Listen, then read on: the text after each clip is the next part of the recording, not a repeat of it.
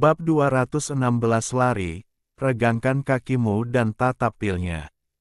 Suara itu jatuh begitu saja. Fluktuasi spasial di depan mata Chen Chang'an terbuka. Segera setelah itu, Fa Tian keluar dari ruang retak. Niat membunuhnya sangat menakjubkan, dan niat bertarungnya sangat tinggi. Itu membuat Chen Chang'an agak tidak terduga.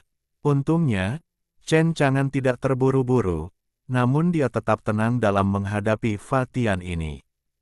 Gunakan Secret Red Melting Body, ditambah Special Effect Full Score untuk menampilkan kekuatan magis pertahanan Golden Bell Cover. Dalam sekejap, cahaya keemasan itu menyilaukan, dan berubah menjadi lonceng emas, yang tebal dan kokoh, melindungi Chen Chang'an di dalamnya.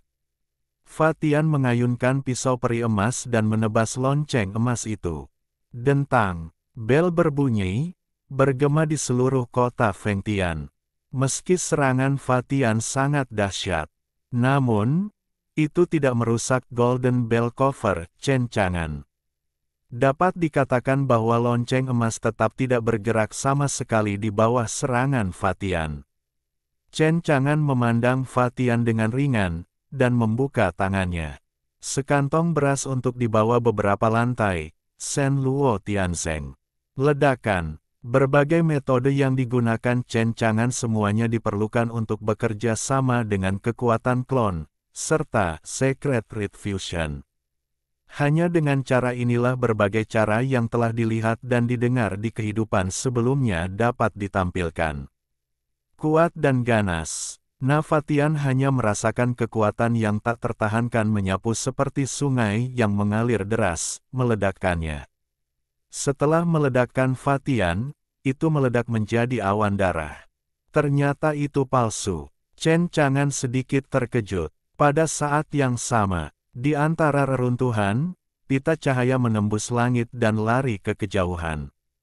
Ternyata langit yang membelah ini tersembunyi di balik kegelapan. Memanfaatkan tindakan Chen Chang'an melawan Chopping Heaven palsu. Manfaatkan kesempatan ini untuk melarikan diri. Terlihat bahwa pengalaman pertempuran ini sangat kaya.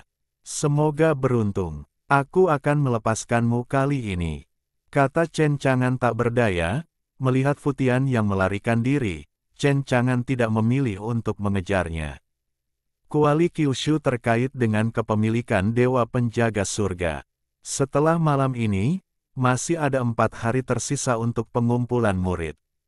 Fa Tian ini pasti akan mengikuti pertemuan pemagangan. Saat itu, Fa Tian ini telah memasuki domain tak terkalahkan, dan Chen Chang'an dapat menghadapinya sesuka dia. Jika ingin melarikan diri, itu tidak mungkin. Oleh karena itu, Chen Chang'an tidak perlu khawatir sama sekali. Kecuali Fa Tian tidak menghadiri pertemuan pemagangan ketika waktunya tiba. Chen Chang'an tidak berpikir bahwa dia tidak akan berpartisipasi dalam pertempuran ini pada saat itu. Lagi pula, Fa Tian ini sama sekali tidak mengetahui identitas aslinya. Tanpa menjaga Fa Tian, Chen Chang'an mengalihkan pandangannya kembali. Di sekitarnya banyak biksu yang menonton, dan banyak diskusi. Chen Chang'an pergi dengan tubuh Mo Wentian. Di tanah tak bertuan, Chen Chang'an berhenti dan melihat tubuh Mo Wentian, dia tidak bisa menahan nafas. Modi, kami sepakat untuk mendengarkan musik di Honglou untuk hiburan, kenapa kamu mati, dan sekarang aku ditinggal sendirian. Chen Chang'an cukup tertarik pada Mo Wentian. Lebih penting lagi, Mo Wentian ini tahu bahwa dia dalam bahaya, jadi dia tidak menyeretnya ke dalam air, melainkan memberinya peri harta karun rahasia. Hal ini membuat Chen Chang'an agak mengagumi Mo Wentian. Oleh karena itu, Chen Chang'an memilih untuk menyelamatkannya. Kalau tidak, apa hubungannya kematian Mo Wentian dengan dia? Tentu saja, sekarang Mo Wentian ini sudah mati. Meski kini, Chen Chang'an tidak berada di medan yang tak terkalahkan. Kemampuan mengendalikan hidup dan mati tidak dapat digunakan sama sekali, yang berar. Ti Chen Chang'an tidak mungkin menghidupkan kembali Mo Wentian. Namun jangan lupa di tangan Chen Chang'an masih ada kartu kebangkitan yang didapat dengan membuka peti harta karun ikan asin. Kartu kebangkitan ini sangat cocok untuk digunakan oleh Mo Wentian. Memikirkan hal ini, Chen Chang'an mengeluarkan kartu kebangkitan. Kartu kebangkitan terjepit di antara jari telunjuk dan jari tengah, memancarkan cahaya kemasan terang, mengalirkan kekuatan hidup dan mati. Kemudian, Chen Chang'an menggunakan kartu kebangkitan pada Mo Wentian. Kartu kebangkitan melebur ke dalam tubuh Mo Wentian. Dari mayat Mo Wentian, vitalitas agung tiba-tiba muncul. Udara mati perlahan menghilang, dan vitalitas pulih. Mo Wentian bangun. Dia merasakan sakit di kepalanya dan linglung. Apakah kamu di neraka sekarang? Tapi begitu dia membuka matanya, dia melihat Chen Chang'an. Jangan kaget, Saudara Jiang, kenapa kamu kedinginan? Aku tidak kedinginan. Chen Chang'an tersenyum. Lalu apa yang terjadi? Mo Wentian tercengang. Dia ingat dengan jelas bahwa dia sudah mati. Tapi sekarang, dia dengan jelas merasakan kekuatan yang dimiliki tubuhnya, dan dia penuh energi.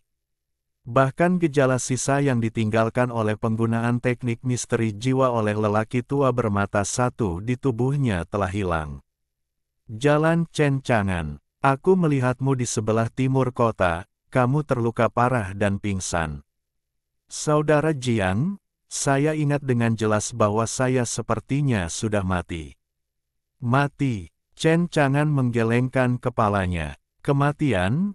Bagaimana ini mungkin? Bukankah kamu hidup dengan baik sekarang? Tidakkah menurutmu kamu telah hidup kembali? Mo Wentian mengira Chen Chang'an benar. Bagaimana dia bisa hidup kembali? Tampaknya sedang memikirkan sesuatu, Mo Wentian buru-buru bertanya lagi. Saudara Jiang, pernahkah kamu melihat dewa pembunuh? Bunuh Tuhan. Ya, kudengar orang itu sepertinya adalah seorang Tianjiao yang bereinkarnasi dan dibangun kembali dari dunia atas. Dia sangat kejam. Dia memprovokasi dia di kota Fengtian kemarin, dan kemudian dia dikejar dan dibunuh dengan liar. Namun, Chen Chang'an menggelengkan kepalanya, saya tidak tahu. Saat saya datang, saya melihat Anda terbaring di sini sendirian. Mo Wentian menghela nafas dan merasa sangat terkejut. Saya pikir saya sudah mati, tapi saya tidak menyangka masih hidup sekarang. Segera, Mo Wentian bangkit dari tanah. Aku melihat diriku sendiri, seluruh tubuhku. Tidak ada cedera sama sekali, hidup dan sehat, dan dalam semangat yang tinggi. Saudara Jiang, luka di tubuhku. Mo Wentian kaget dan mau tak mau bertanya pada Chen Chang'an. Bagaimanapun, Mo Wentian tahu betapa seriusnya luka-lukanya. Namun kini, luka di tubuhnya sudah pulih. Sejak Chen Chang'an menyelamatkannya, Mo Wentian menduga semua ini pasti ada hubungannya dengan Chen Chang'an. Oh, ini, kebetulan saya mendapat ramuan penyembuh bertahun-tahun yang lalu. Kudengar efeknya sangat bagus. Melihatmu terluka parah dan pingsan, aku akan memberimu ramuan penyembuh. Mendengar perkataan Chen Chang'an, Mo Wentian sangat terharu.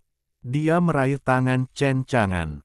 Saudara Jiang, bantuan besar ini, saudara Mo tidak akan pernah lupa. Chen Chang'an tersenyum. Saudara Mo, guru pertapa yang tiada taranya itu adalah ayahmu. Ingatlah untuk mengatakan sesuatu yang baik kepada saudara Jiang ketika kamu kembali menemui ayahmu. Sekarang Chen Chang'an ini adalah penyelamatnya. Mo Wentian sedikit malu, dia seharusnya tidak berbohong padanya jika dia mengetahuinya sebelumnya. Tuan yang tiada taranya, Chen Chang'an, bukanlah ayahnya. Mo Wentian hendak menjelaskan kepada Chen Chang'an. Pada saat ini, tapi aku mendengar Chen Chang'an berkata lagi. Modi, dewa pembunuh pasti mengira kamu sudah mati. Kamu tidak perlu khawatir tentang apapun lagi. Ayo pergi ke Red Mansion. Saatnya mendengarkan musik untuk hiburan di malam hari. Saudara Ji yang benar. Mo Wentian menghela nafas dalam hati dan memutuskan untuk menjelaskannya kepada Chen Chang'an di lain waktu.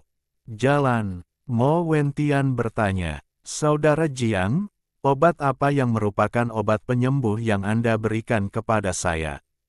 Rasanya sangat efektif. Hebat sekali. Yah, aku memikirkannya, sepertinya itu disebut pil peregangan kaki dan tatapan.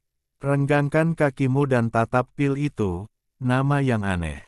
Apa yang aneh? Aku tidak melihatmu tampak begitu hidup sekarang. Haha, Saudara Ji yang benar. Oke, berhentilah bergosip dan pergilah ke rumah merah. Jangan sampai semua gadis penjual bunga cantik itu diambil. Bab 217 Formasi Tersembunyi. Masuk. Yunzu. Dengan boneka tua dan Qin Huansui, Tuobaye pergi ke Yunzu lebih cepat. Dalam waktu kurang dari sehari, ia datang ke Yunzu dari Gunung Siwanda. Kemudian, setelah sampai di Yunzu, dia pergi ke Gunung Perunggu Kuno tanpa henti. Sekitar 2 jam kemudian, dia tiba di kawasan kehidupan terlarang di Yunzu, Gunung Perunggu Kuno. Suara Qin Huansui acuh tak acuh dan bertanya pada Tuobaye. Gunung Perunggu Kuno telah tiba. Di mana istana bawah tanah yang kamu sebutkan, Tuobaye? Senior, silakan ikut denganku. Qin Huansui ini adalah seorang penjaga abadi Tao, dan dia datang untuk membantunya menyelesaikan tugas yang diberikan oleh putranya. Tuobaye masih sangat menghormatinya. Setelah itu, Tuobaye berjalan melewati pegunungan Perunggu Kuno bersama Qin Huansui dan boneka tua itu. Ada Qin Huansui dan boneka tua. Bahaya yang dihadapi di Gunung Perunggu Kuno ini tidak ada apa-apanya. Perjalanannya tidak terhalang, dan semua bahaya yang dihadapi dengan mudah diselesaikan oleh Qin Huansui dan boneka tua itu. Setelah beberapa saat, Tuobaye membawa Qin Huansui dan boneka tua itu ke pintu masuk istana bawah tanah sebelumnya. Itu di sini, Qin Huansui bertanya, tapi dia melihat Tuobaye mengerutkan kening dan melihat sekeliling. Dia bahkan tidak menemukan pintu masuk ke istana bawah tanah. Tidak tahu di mana letak istana bawah tanah. Seolah-olah menghilang begitu saja. Pintu masuk ke istana bawah tanah jelas ada di sini. Kenapa tidak ada di sana? Tuobaye berkata dengan sungguh-sungguh. Setelah mendengarkan kata-kata Tuobaye, mata indah Qin Huansui berkedip-kedip. Dia menyerang pintu masuk istana bawah tanah yang dikatakan Tuobaye. Saya melihat fluktuasi ruang seperti riak yang berkelap-kelip di sana. Senior, apa yang terjadi? Tuobaye hanya bisa bertanya pada Qin Huansui. Kata Qin Huansui, ada formasi tersembunyi di sini, bahkan di negeri dongeng, itu tidak umum. Saya tidak menyangka akan diatur di benua Kyushu ini. Ada sedikit keterkejutan dalam kata-kata Qin Huansui. Pada saat yang sama, Qin Huansui juga tampak berhati-hati terhadap istana bawah tanah yang disebutkan Tuobaye. Karakter yang bisa mengatur formasi tersembunyi sama sekali tidak lemah. Mungkin di istana bawah tanah ini, ada bahaya yang tidak dapat diprediksi sama sekali oleh Qin Huansui. Senior, ada formasi tersembunyi di sini, apa yang harus kita lakukan? Tuobaye bertanya lagi pada Qin Huansui. Bagaimanapun, Qin Huansui adalah penguasa suatu domain dan memiliki banyak pengetahuan, tetapi Tuobaye tidak bisa dibandingkan dengannya sama sekali. Menghadapi formasi tersembunyi yang dikatakan Qin Huansui, dia hanya merasa bingung. Tuobaye, biarkan boneka yang mulia abadi itu melindungimu. Jika ada bahaya yang tidak terduga, mungkin aku tidak bisa membantumu. Kata-kata Qin Huansui membuat Tuobaye sangat terkejut dan tampak sulit dipercaya. Ini adalah yang mulia abadi pelindung Dao, kekuatannya tirani, kecuali putranya. Saya khawatir di benua Kyushu, hanya mereka yang ada di alam yang sama yang bisa menghadapinya. Dan sekarang, Qin Huansui bahkan mengatakan bahwa dia tidak dapat membantunya. Ini membuat Tuo Baiye sulit dipercaya. Namun melihat tatapan serius Qin Huansui, ia tidak ingin bercanda. Tuo Baiye mengangguk dan membiarkan boneka wanita tua itu mengikutinya. Dengan perlindungan boneka tua itu, Tuo Baiye seharusnya aman. Selanjutnya, Qin Huansui langsung mulai memecahkan formasi tersembunyi ini. Untuk dia, tidak sulit untuk memecahkan susunan tersembunyi ini. Tapi itu pasti akan membuat khawatir orang-orang di istana bawah tanah. Tidak ada yang menyangka akan ada bahaya. Qin Huansui bisa menjadi penguasa suatu domain, dan dia masih sangat berhati-hati dalam hal ini. Kalau tidak, dia tidak akan bisa menjadi master suatu domain sama sekali. Di tangan Qin Huansui, pedang peri muncul. Ada dua cara untuk memecahkan arai tersembunyi. Salah satu caranya adalah dengan langsung mencari inti mata formasi dan memecahkan formasi tersebut.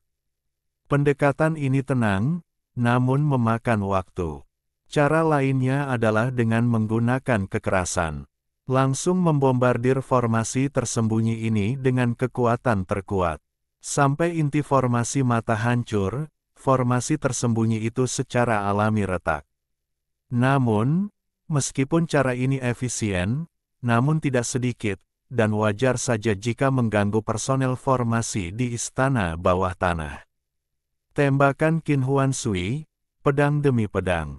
Setiap pedang sangat melekat, dan kekuatannya sangat menakutkan.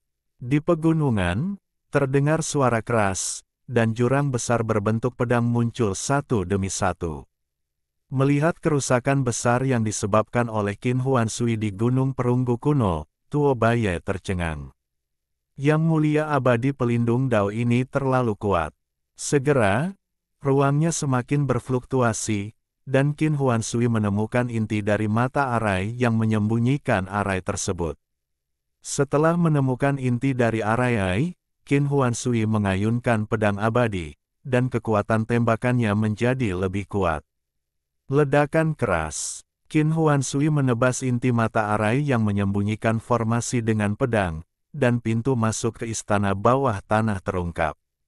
Tuo Baiye sangat gembira, senior, pintu masuk ke istana bawah tanah telah muncul. Suara itu baru saja jatuh, dari istana bawah tanah. Ada dua laser cahaya hitam yang ditembakkan. Qin Huansui mengangkat pedangnya dan menebas, langsung memutus cahaya hitam. Cahaya hitam lainnya melesat ke arah boneka tua dan Tuo Baiye. Wanita tua boneka itu bergerak, mengangkat tangannya, dan memusnahkan cahaya hitam di tangannya. Qin Huansui mengerutkan kening dan melihat ke pintu masuk istana bawah tanah yang gelap. Tanpa diduga, melihat pintu masuk istana bawah tanah yang gelap ini memberinya aura berbahaya. Dan ketika Tuo Baiye melihat pintu masuk istana bawah tanah, dia tidak sabar untuk memasuki istana bawah tanah dan menemukan baju merah, ular Zini, dan Feng Qiyun. Senior, ayo masuk, kata Tuo Baiye. Qin Huansui mengangguk, tapi saat ketiganya hendak memasuki istana bawah tanah, terjadi pergerakan lagi di istana bawah tanah. Ci. Satu demi satu cahaya hitam ditembakkan, ribuan jumlahnya, tidak ada habisnya. Setiap cahaya hitam mengandung kekuatan yang sangat menakutkan. Boneka tua itu berdiri di depan. Meski wayang tua itu sangat kuat, namun kekuatan yang terkandung di dalam lampu hitam tersebut tetap saja menakutkan. Setelah beberapa tarikan napas, lampu hitam itu akhirnya menghilang, dan boneka tua itu jatuh ke tanah, sudah mati. Ini adalah Yang Mulia Abadi Pelindung Dao. Dia meninggal seperti ini. Tidak hanya Tuo Baiye, tetapi bahkan Qin Huansui pun merasa tidak dapat dipercaya dan tidak dapat dipercaya. Untungnya, saat ini, kekuatan jimat hidup dan mati melonjak, dan boneka tua yang sudah mati dibangkitkan kembali. Qin Huansui tercengang. Selain itu, Tuo Baye terkejut. Mungkinkah ini kekuatan jimat hidup dan mati yang dikatakan Tuan Muda untuk menghidupkan kembali orang mati? Qin Huansui mengangguk, lebih memperhatikan Chen Chang'an di dalam hatinya, dan cara menghidupkannya kembali terlalu mengejutkan. Masuk. Setelah itu, melihat tidak ada pergerakan di pintu masuk Istana Bumi, Qin Huansui, Tuo Baye dan boneka tua itu masuk dengan hati-hati. Bab 218 Menipu Mayat, berani tanpa takut mati. Area kehidupan terlarang, Yaoqi yang abadi. Menghadapi banyaknya benda mati, bahkan He Jiaolong dan Amiao mencoba yang terbaik, tetapi mereka tidak bisa menahan sama sekali. Situasi ini di luar imajinasi kedua iblis tersebut. Perubahan mendadak, bagaimana He Jiaolong dan Amiao bisa melawan, benar-benar mengejutkan mereka. Rasanya makhluk mati ini menjadi gila. Belum lagi basis budidaya Amiao dan He Jiaolong sangat kuat, basis budidaya jiwa yang baru lahir, basis budidaya transformasi ilahi. Saya khawatir bahkan jika mereka menyerang yang abadi secara horizontal, mereka tidak akan mampu melawan benda mati yang padat ini. Setelah beberapa saat, He Jiaolong dan Amiao sudah terluka dan terluka parah. He Jiaolong membawa Amiao mati-matian untuk melarikan diri ke kota abadi itu. Amiao, larilah. Bagaimana denganmu? Tidak apa-apa. Aku akan menghentikan makhluk mati ini. Jiaolong hitam memasang ekspresi serius dan melancarkan serangan terhadap mereka yang mengejar benda mati. Ketika Amiao memasuki kota abadi, benda mati itu sepertinya telah menyentuh semacam tabu dan langsung berubah menjadi abu terbang dan dimusnahkan. Namun makhluk mati itu masih tidak takut mati, dan beberapa makhluk mati terus berbondong-bondong mendatangi Amiao. Dan bagian lain dari kematian akan menenggelamkan naga hitam yang belum memasuki kota abadi. Jiaolong hitam mengeluarkan raungan enggan. Naga banjir hitam. Mata Amiao memerah, dan jika ini terus berlanjut, naga banjir hitam pasti akan mati di tangan makhluk mati itu. Dia bergegas keluar dari kota abadi tanpa ragu-ragu, mencoba menyelamatkan naga hitam itu. Jangan datang. Naga banjir hitam itu menjerit dan mencoba yang terbaik untuk mengirim Amiao, yang baru saja keluar dari kota abadi untuk menyelamatkannya, kembali ke kota abadi. Hatinya pahit, dia tidak menyangka akan mati di sini seperti kali ini. Ini benar-benar tidak berdamai. Namun, tidak ada yang bisa dilakukan sekarang. Jika saya tahu bahwa mengikuti Amiao, saya akan mati di sini. Dia hanya tinggal di Gunung Feixian dengan jujur, alangkah baiknya. Mata Amiao merah dan air mata mengalir di wajahnya.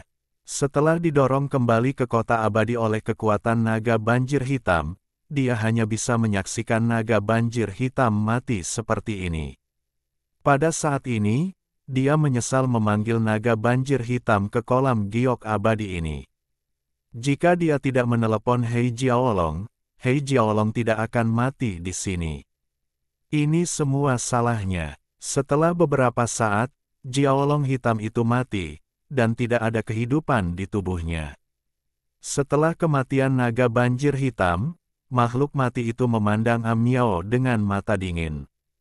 Kemudian, semua makhluk mati bergegas menuju Amiao dengan panik. Amiao kehilangan jiwanya dan tinggal di kota abadi, menyaksikan benda-benda mati itu mengalir ke kolam abadi yang abadi. Seolah-olah melanggar semacam tabu, benda mati itu, seperti sebelumnya, begitu memasuki kota abadi ini, semuanya berubah menjadi abu dan dimusnahkan. Segera, ribuan makhluk mati semuanya mati. Namun bagi Amiao, tidak ada suka atau duka jika benda mati itu mati, yang ada hanyalah kehilangan dan kesedihan. Jiaolong hitam, aku minta maaf padamu, maafkan aku. Gumamnya, menurunkan telinga kucingnya, air mata mengalir di wajahnya. Tapi sekarang, naga banjir hitam yang mati tiba-tiba meledak dengan cahaya keemasan yang menyilaukan dari sekujur tubuhnya, yang sangat menyilaukan. Mutasi-mutasi. Naga banjir hitam, yang telah mati, hidup kembali pada saat ini. Amiao menitikkan air mata dan menatap dengan bodohnya ke arah naga banjir hitam yang dihidupkan kembali. Tipuan. Segera, Jiaolong hitam itu terbangun. Dia tampak bingung. Bukankah aku sudah mati? Tapi melihat seluruh tubuhnya, dia tidak mengalami luka apapun. Aman dan sehat, bahkan seluruh tubuh penuh kekuatan. Ini sulit dipercaya. Bagaimana kabarnya? Jiaolong hitam tampak tercengang. Dia melihat sekeliling dan tidak bisa melihat benda mati. Saya hanya melihat Amiao, yang menangis dan sedih di kota abadi. Naga banjir hitam itu buru-buru memasuki kota abadi. Ami, kamu baik-baik saja. Hei hei hei, hei Jiaolong, bukankah kamu sudah mati? Gumam Amiao, matanya penuh keraguan. Hei Jiaolong tertawa, ekspresinya penuh kekaguman dan kekaguman. Saya ingat sebelum saya pergi, Tuan Muda memasukkan sesuatu yang disebut jimat hidup dan mati ke dalam tubuh saya, mengatakan bahwa saya bisa menyelamatkan hidup saya, dan pasti karena alasan inilah saya selamat. Menyelamatkan nyawa, ini hanya menghidupkan kembali orang mati. Saya tidak menyangka para senior sudah menguasai metode ini. Amiao menangis. Kebangkitan dari kematian, Amiao bahagia dan bahagia di hatinya. Kalau tidak, demi dirinya sendiri, Jiaolong hitam akan dibunuh. Dalam hati Amiao, betapa bersalahnya dia. Hei Jiaolong, kamu akan baik-baik saja. Saat kamu kembali ke Gunung Siwanda, aku akan mengajakmu makan ikan mengeong. Haha, kalau begitu aku mau makan 10. Baiklah, tidak masalah, tidak masalah. Aku akan memberikan kalian semua untuk makan. Jiaolong hitam mengerutkan kening. Amiao, tahukah kamu mengapa makhluk mati ini tiba-tiba pulih dan menyerang kita? Amiao menggelengkan kepalanya, entahlah, benda mati ini sungguh gila, seolah-olah ada sesuatu dalam diri kita yang menarik benda mati ini. Hei Jiaolong setuju dengan kata-kata Amiao. Amiao, kamu benar, aku merasakan hal yang sama, tapi apa yang menarik benda-benda mati ini dalam diri kita? Aku tidak tahu. Terakhir kali dia datang ke kota abadi ini, dia tidak pernah menghadapi situasi seperti itu. Lagi pula, jika dia seperti ini terakhir kali, mustahil baginya untuk memasuki istana bawah tanah itu. Saya khawatir dia sudah mati di sini. Tidak mungkin untuk datang ke kota abadi ini lagi. Amiao, ini belum terlambat, ayo segera pergi ke istana bawah tanah untuk menghindari kecelakaan lagi. Ekspresi Hei Jiaolong serius, terutama setelah dia mati sekali, dia tampak lebih berhati-hati. Bab 219 Istana Bawah Tanah yang Menyeramkan, Koridor 9 Warna. Dia tidak ingin tinggal di kolam giok abadi ini. Bahkan di mata Hei Jiaolong, bahkan jika dia berencana membawa Amiao keluar dari kolam giok abadi sekarang, dia akan menghadapi bahaya. Oleh karena itu, masih ada waktu untuk membiarkan Amiao mendapatkan warisan abadi secepat mungkin.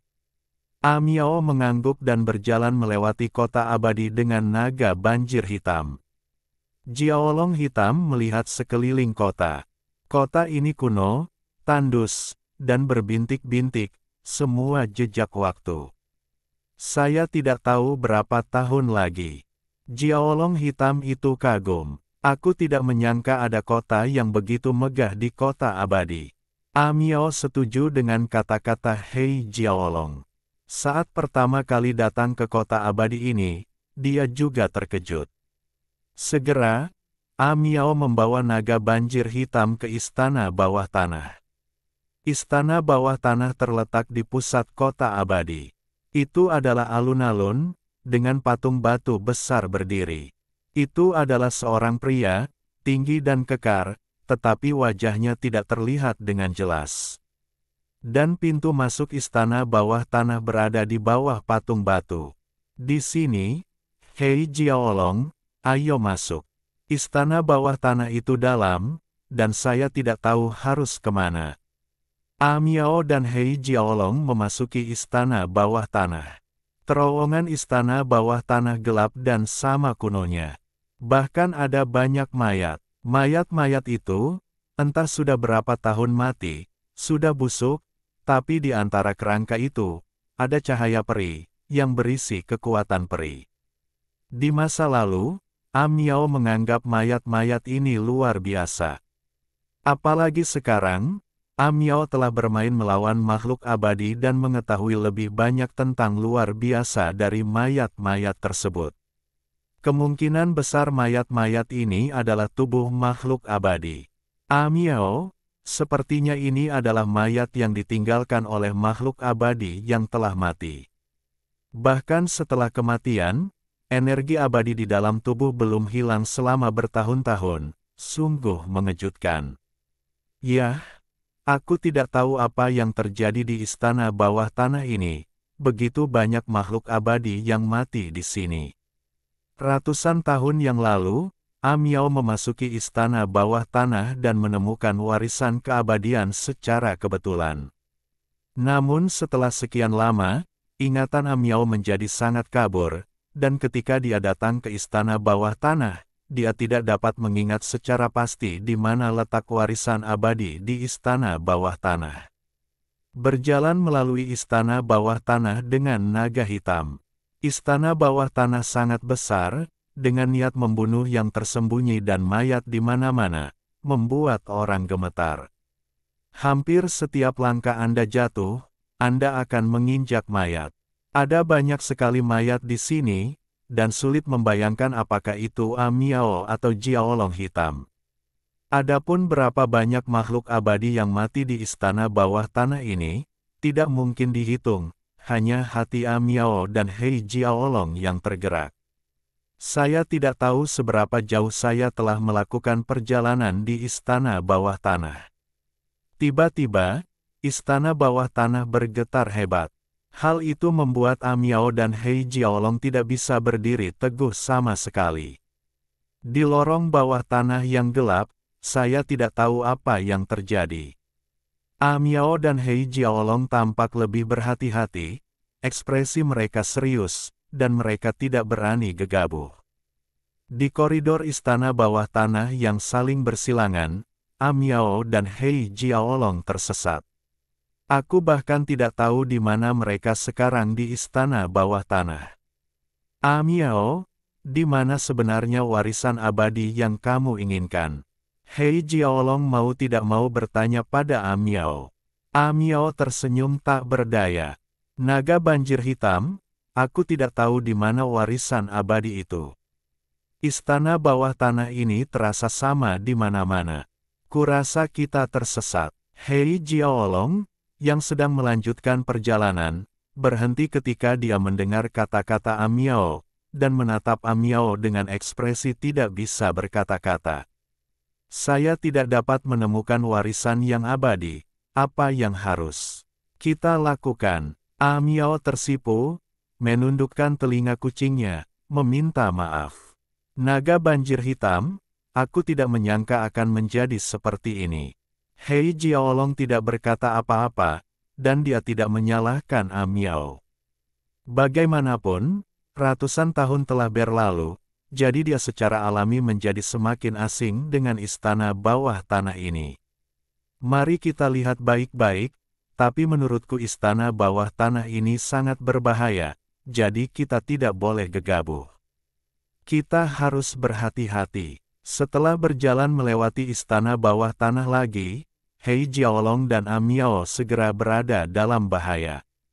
Saya melihat di dinding batu koridor, ada lengan yang tak terhitung jumlahnya dan wajah manusia yang tak terhitung jumlahnya, yang ganas dan menakutkan. Hal ini mengejutkan Amiao dan Hei Jiaolong. Mereka terjebak di koridor ini, tidak masuk atau mundur. Apalagi melihat bagian koridor ini, lebih banyak mayat. Artinya, jalan di depan mungkin lebih berbahaya. Tanpa diduga, datang ke koridor yang menyeramkan tiba-tiba membuat hati Amiao dan Hei Jiaolong sedikit berat. Untungnya, yang mengejutkan Amiao dan Hei Jiaolong adalah lengan itu melambai, tapi menghindari Amiao dan Hei Jiaolong, seolah-olah ada teror di dalamnya, sehingga lengan ini tidak berani bersentuhan. Oleh karena itu, Amiao dan Hei Jiaolong akhirnya meninggalkan terowongan istana bawah tanah tanpa terluka. Selanjutnya, Amiao dan Hei Jiaolong melihat sangat sedikit mayat. Meskipun jumlah mayatnya sangat sedikit, kekuatan abadi dan cahaya peri yang berkedip-kedip yang terdapat di setiap mayat lebih menakutkan dan kuat daripada kekuatan abadi dan cahaya peri yang berkedip-kedip yang memancar dari mayat yang pernah saya lihat sebelumnya. Selain itu, ini juga berarti kekuatan mayat-mayat ini akan semakin kuat. Ini juga membuktikan bahwa istana bawah tanah yang mereka masuki menjadi lebih berbahaya.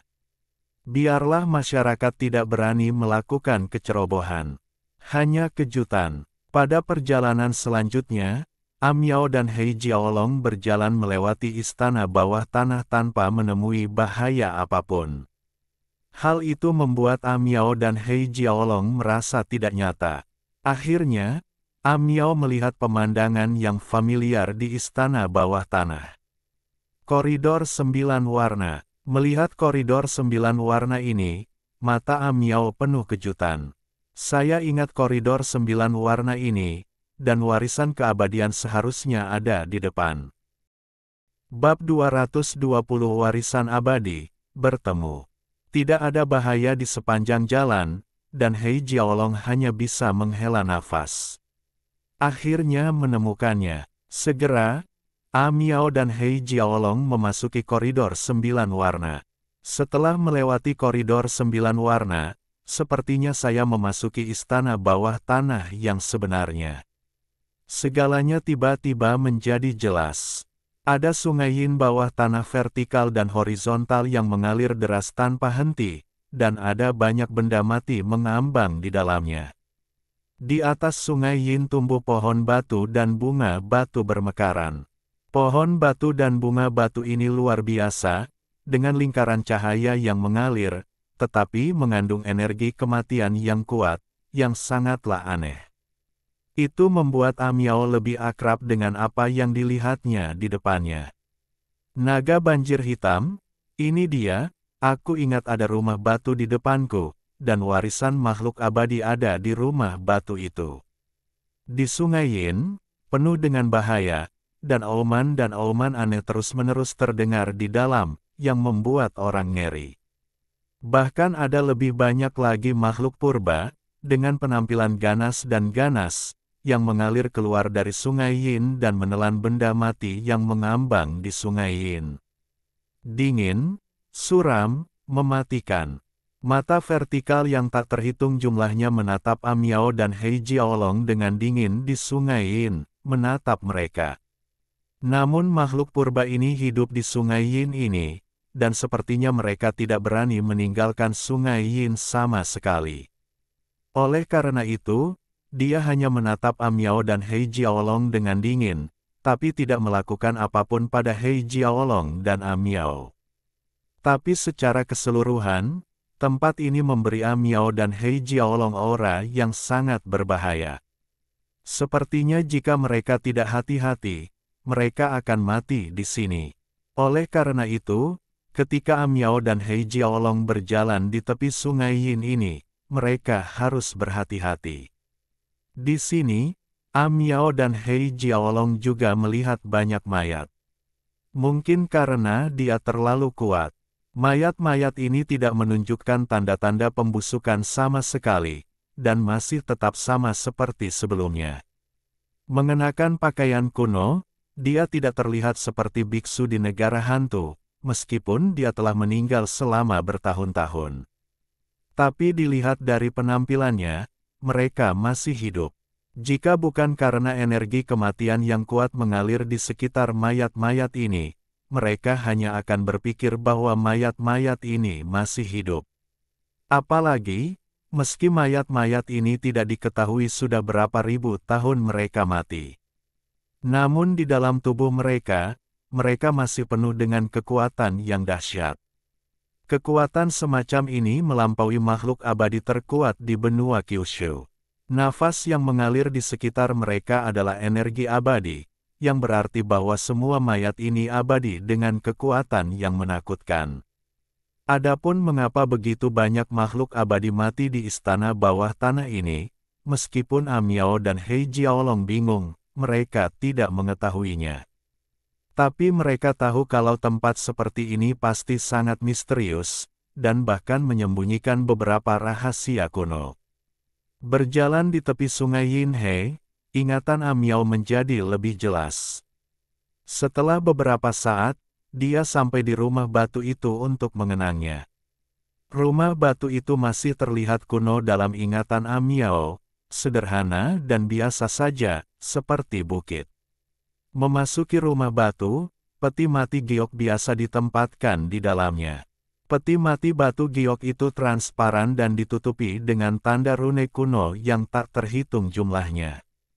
Di dalamnya tergeletak mayat yang tampak hidup, yang wajahnya tidak terlihat jelas, tetapi seluruh tubuhnya diselimuti kabut misterius. Selain itu, mayat itu melonjak dengan fluktuasi kekuatan abadi yang menakutkan dan kuat. Bahkan setelah kematian, kekuatan abadi ini sangat agung dan kaya seperti laut. Amiao, ini adalah warisan dari makhluk abadi yang kamu katakan. Melihat mayat di peti mati batu giok, Hei Jiaolong tidak bisa menahan diri untuk tidak bertanya. Warisan makhluk abadi ada di peti mati batu giok ini. Amiao berkata dengan serius. Di peti mati batu giok, Jiaolong hitam bingung. Dia ingin pergi ke peti mati batu giok. Tetapi sebelum seluruh orang mendekati peti mati batu giok, dia merasakan kekuatan perlawanan muncul dari peti mati batu giok. Sambil mengerang, dia langsung diledakkan. Dengan suara, wow, naga banjir hitam menyemburkan darah dari mulutnya dan terluka parah. Seorang Miao terkejut. Jiaolong hitam, kamu baik-baik saja. Wajah Hei Jiaolong pucat, menyeka darah dari sudut mulutnya, dan menggelengkan kepalanya. Aku baik-baik saja, tapi Amiao, apakah kamu yakin peti mati giok ini benar-benar memiliki warisan keabadian? Aku hampir musnah oleh kekuatan yang muncul dari peti mati giok ini tadi. Amiao juga tidak yakin. Mungkinkah ada sesuatu yang berubah pada peti mati giok ini dalam beberapa ratus tahun terakhir? Aku akan mencobanya. Jangan pergi, tubuhmu tidak dapat menahan kekuatan itu sama sekali. Hei Jiaolong berkata cepat. Lagi pula, dengan tingkat kultivasi Amiao, ada kemungkinan dia akan langsung dilenyapkan begitu dia menderita kekuatan itu. Amiao memandangi peti mati batu giok itu dengan tatapan tegas, katanya. Black Jiaolong, saya akhirnya datang ke sini, bagaimana saya bisa menyerah pada saat kritis? Hei Jiaolong menghela nafas, mengetahui bahwa bujukan tidak ada gunanya, dia berkata, kalau begitu berhati-hatilah. Saya akan. Amiao menarik napas dalam-dalam dan mendekati peti mati batu giok. Hei Jiaolong sangat gugup, karena takut Amiao tiba-tiba dilenyapkan oleh kekuatan peti mati giok. Tapi biarkan Hei Jiaolong menghela nafas lega. Amiao mendekati peti mati giok, tetapi tidak diserang oleh peti mati giok. Amiao juga menghela nafas lega. Buka peti mati giok. Segera, peti mati batu giok itu meledak menjadi cahaya, menyelimuti Amiao di dalamnya. Amiao berdiri di sana, seolah sedang menjalani semacam baptisan. Dari peti mati batu giok, tanda rune kuno yang tak terhitung jumlahnya keluar, berubah menjadi naga asli dan burung phoenix kuno, dan melayang di sekitar tubuh Amiao. Hal ini membuat naga banjir hitam terlihat terkejut. Mungkinkah Amiao sekarang mendapatkan warisan abadi di peti mati giok ini? Hei Jiaolong tampak bingung dan penasaran. Tentu saja tidak diganggu. Saya berharap Amiao berhasil mendapatkan warisan keabadian di peti mati batu giok. Hei Jiaolong tetap berada di sisi Amiao sepanjang waktu, dan meninggalkan tempat benar dan salah ini setelah Amiao memperoleh warisan keabadian. Namun setelah beberapa saat, terdengar suara gerakan di luar rumah batu tersebut. Dengan guncangan bumi dan deru teror yang menggeram, sepertinya ada sesuatu yang terjadi di luar. Hei Jiaolong meninggalkan rumah batu itu, ingin melihat apa yang terjadi di luar. Tapi saya melihat sungai Yinhe di kejauhan, dan ada 3 sosok. Mereka datang dari kedalaman sungai Yin, dan pemimpinnya adalah seorang wanita tua dengan wajah tanpa ekspresi dan tongkat di tangannya, membunuh musuh sepanjang jalan. Di sebelahnya ada seorang wanita dingin dengan rambut putih dan gaun hitam. Dia glamor dan menarik. Dia mengayunkan pedang perinya dari waktu ke waktu untuk membunuh makhluk purba yang dibantai dari sungai Yin. Kekuatannya sangat kejam dan menakjubkan. Di belakang, ada seorang pria kekar dengan 2 tanduk yang menjulang ke langit. Dia mengikuti di belakang wanita tua dan wanita yang sangat dingin itu, tanpa harus melakukan apapun, melihat sekeliling, mengerutkan kening, seolah sedang mencari sesuatu. Ketika Hei Jiaolong melihat pria kekar itu, dia terkejut. Bukankah orang ini adalah Tuobaye dari Gunung Siwanda? Kenapa di istana bawah tanah ini? Tepat saat Hei Jiaolong melihat Tuobaye, Tuobaye juga melihat Jiaolong hitam. Tiba-tiba, matanya terkejut, dan dia bertanya-tanya. Pria dengan kepala menyembul keluar dari rumah batu, dengan alis dan mata pencuri, kenapa dia terlihat seperti N?